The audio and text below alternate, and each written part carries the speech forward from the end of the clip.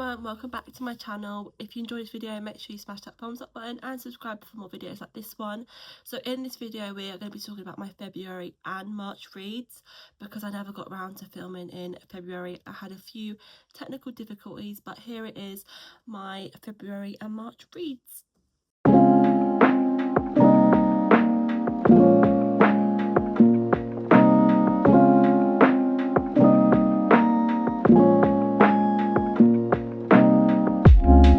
With February, I'm going to do kind of quicker pace reviews just because there's so many books that we need to get through, and we're going to start off with Throne of Glass. Can we just ignore my nails? I painted them for when I went away for my birthday and I haven't been able to sort them out since. Both my babies are ill and you can sort of see Hunter asleep there and Ivy's actually asleep in her cot, so this is my only opportunity to film.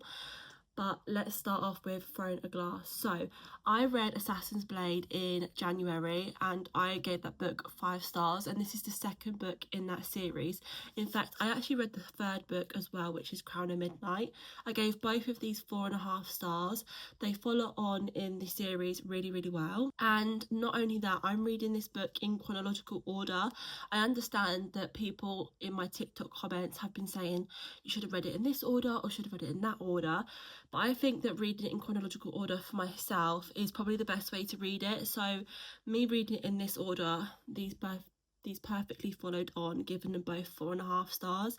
There's not really much I can say about these, just because you have to read the series in order for them to make sense, and also depending in which order you read them in, you may rate them differently, or you might not have read this and it could be a complete different version if you read it in a different order, if that makes sense. But once I have read the full series, I'm going to make a whole separate video talking about it, so look out for that. But yeah, this is 4.5 stars for the second and third book in the Throne of Glass series. My next book is Swept Away. This was my Valentine's read. I just really wanted a romance, so I went and picked this up at Morrison's. I saw the cover, just thought it was so Valentine's-y with the pink and the purple, and I gave this one 4 stars. So basically they are having a one-night stand and they go back to the boat, and when they wake up the rope had actually came undone and they're floating in the middle of the sea, and they kind of fall in love on the journey. And when they get back to land after being rescued, their relationship kind of hits a few bumps, as you would expect. But this book was so funny. It was such a fast-paced book. I gave it 4 stars. I would have given it 5 had there been an incident in this book which made me feel really queasy. All I'm going to say is it involved blood, and I am not very good with blood. If I see blood personally, I faint. So as you can see, that scene was a little bit difficult for me to read. But other than that, 4 stars. Highly recommend if you're looking for a sweet little romance. The next book I picked up was Love in the Fast Lane. This is actually a new release at the Works, and this copy I have is a Works Spring edition. Now this book I gave 3.5 stars. I really enjoyed this. If you're looking for a really quick romance, because it's not many pages, plus the words in it are like a bigger print than you'd normally expect, then pick this up. However, the reason why I didn't give it a higher rating is because I thought that this book could have been so much more. I understand you do need the shorter books and kind of fast-paced books, but had we delved into the characters a little bit more and kind of the race aspect of it, I think this book could have been 5 stars. But that being said, again, just a quick read, really enjoyed. I think I personally just like a bigger book with more detail and that in it, so for me it's a little bit of a lower ranking. And then finally, my last book of February I actually read on my Kindle, which I don't have to hand, was Saving Noah. I had seen so many reviews on this on my TikTok page and I had to get it. Before you read Saving Noah, I just want to give a disclaimer. Saving Noah has some serious heavy topics in it, so if you are going to read it, please have a little research beforehand. Now for me personally, I gave this book 3.5 stars, but thinking back on it and me kind of reading other people's reviews and diving a little bit deeper into the aspect of what the book was about, I think I could have given it a 4 star, possibly pushing to a 4.5 star. Now I'm going to give a very quick summarize of the book, so this is a little warning because I'm going to be talking about some serious topics. But Saving Noah is about a little boy who was a coach of a swimming team. In one of the swimming lessons, he accidentally touches one of the girls in an inappropriate place, and when he does this, he realises that he has a sexual attraction to young women. From that incident, he no longer became a swim coach, and he actually isolated himself from his family and his friends. When his family realised something was wrong, he then approached his mother and told him what happened, and his mother handled the situation very, very wrong and took him to the police and spoke to the young girl's parents. This led him into a child prison camp. I can't remember what it's called. Anyway, he's there for a little while, and they believe that he can be fixed through treatment, and you kind of dive a little bit into the treatment, and then he is released, and he explains to his mum that he still has these sexual attractions, although he's never gonna act upon them. He doesn't want to live in a life feeling like this, and he also doesn't want to live in a life where, you know, something could potentially happen to a young child had, you know, he maybe get drunk and acted upon his actions. So at the end of it, he sadly does end it all. I don't really want to say the word because, you know, it's kind of a very heavy topic, but we kind of follow the book, you know, in the mum's view and how she feels about it. And when I first read it, I kind of felt that we needed more of Noah's side of it. Like, if this book had been written in Noah's brain, I think it could have been even more powerful, but we kind of follow how the mum's feeling. And then at the end, there is a sudden twist, which I'm not going to talk about, but that also really infuriated me, because had the dad stepped up and spoke about it, I feel like the whole situation could have been dealt with a little bit differently. But that is Saving Noah, and I really highly recommend you read it, but just please give a little bit of research on the topics beforehand. We are now going to dive into March. Again, I'm going to keep with the fast-paced reviews just because we have still got a few books to get through. And the next one I read was Heartless by Elsie Silver. So this is the second book in the Chestnut Springs series. I read Flawless, gave it 5 stars, and for Heartless, I gave it 5 stars as well. The Chestnut Springs series that I've read so far is absolutely incredible. And when I read Flawless, I kind of had the impression that all the books wasn't connected. So I never picked up the second book straight away, but I kind of wish that I read Flawless and then Heartless, because they follow perfectly. So in Flawless, we follow one of the brothers called Rhett, and then in Heartless, we follow the other brother called Cade. And I've got a feeling in the rest of the books we'll follow other characters, but honestly, if you haven't read this, you really need to read it. So it's a cowboy romance. We have lots of family aspects, family drama, and they are all close-knit, living on a ranch. But yeah, highly recommend. And again, when I have finished the whole series, I'm going to be doing a video talking about each book, each character, and how the whole series made me feel in general. But I've not seen one bad review about this series, and I'm definitely going to be picking up book 3 in April. The next book I read was Dead Romantics. I read this one on my Kindle, and this is one of my 26 books in 2026. And I was disappointed, I'm not going to say. I've had Dead Romantics on my TBR list for a while because I'd seen so many people give it good reviews. But for me personally, I gave it 3.5 stars. I didn't realise what the book was about, and I don't like reading about funeral homes. And I don't mind reading about the dead, but in this context, I didn't like reading about it. Now, the book was really good, but like I said, I just don't like funeral homes, so I gave it 3.5 stars.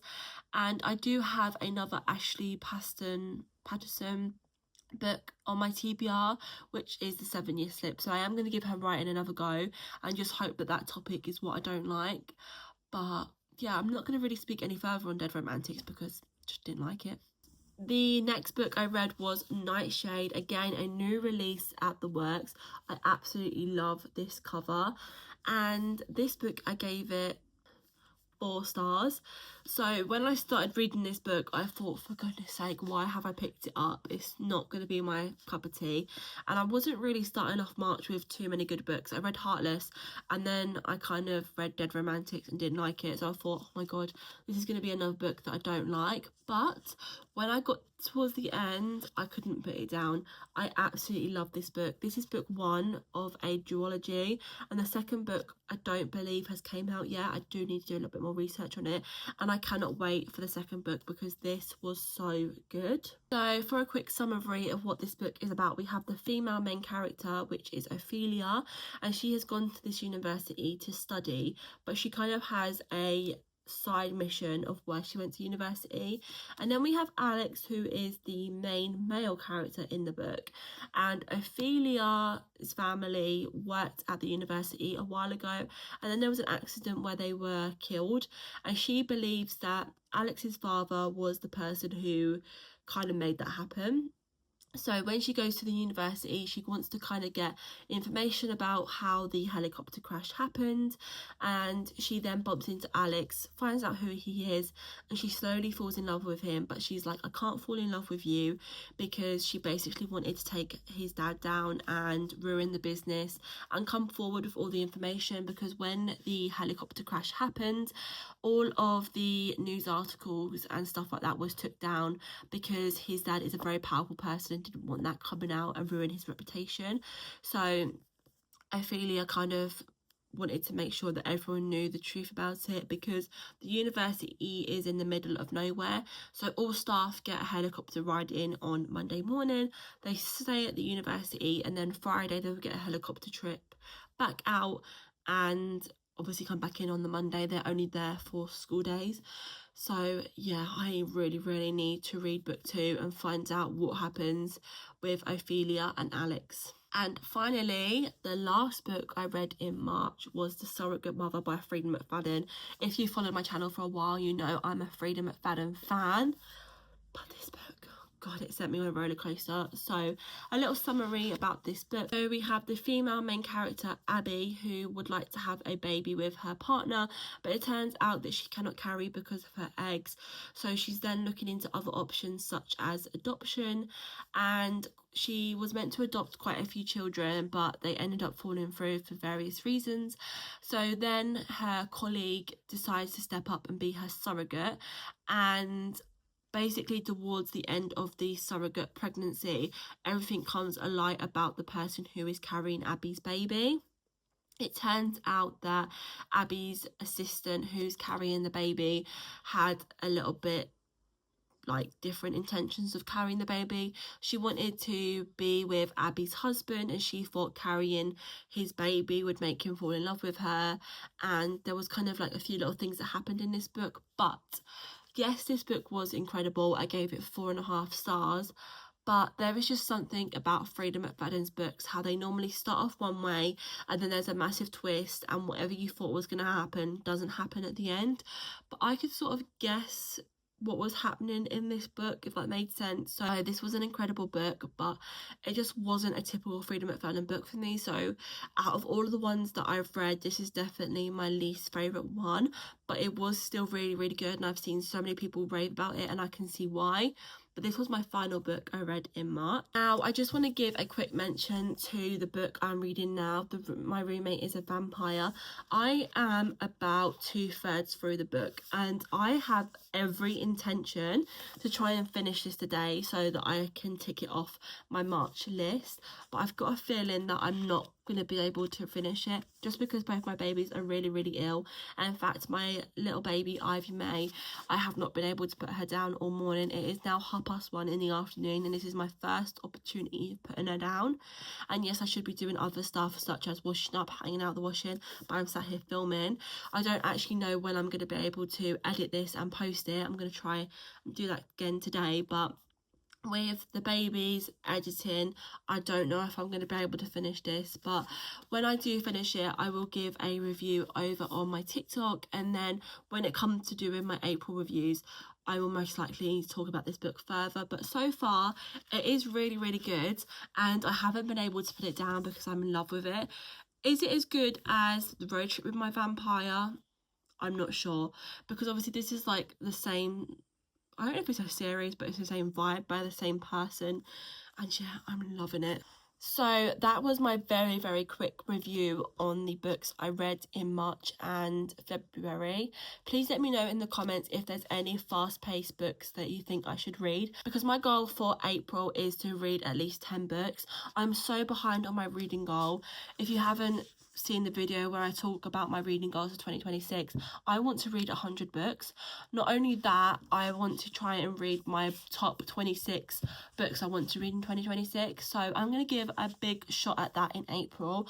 I do have a few things that I'm doing in April, so it might be a little bit difficult to get 10 of them done, but according to my fable, I need to read 9 books for the rest of the year, a month, and I will still hit my goal. So yeah, for this month, I think it was for the month prior or 5 the month prior, I'm very, very behind on that schedule. So I'm going to stop rambling. I'm going to go and read My Roommate is a Vampire and try and get that as my 5th book in March.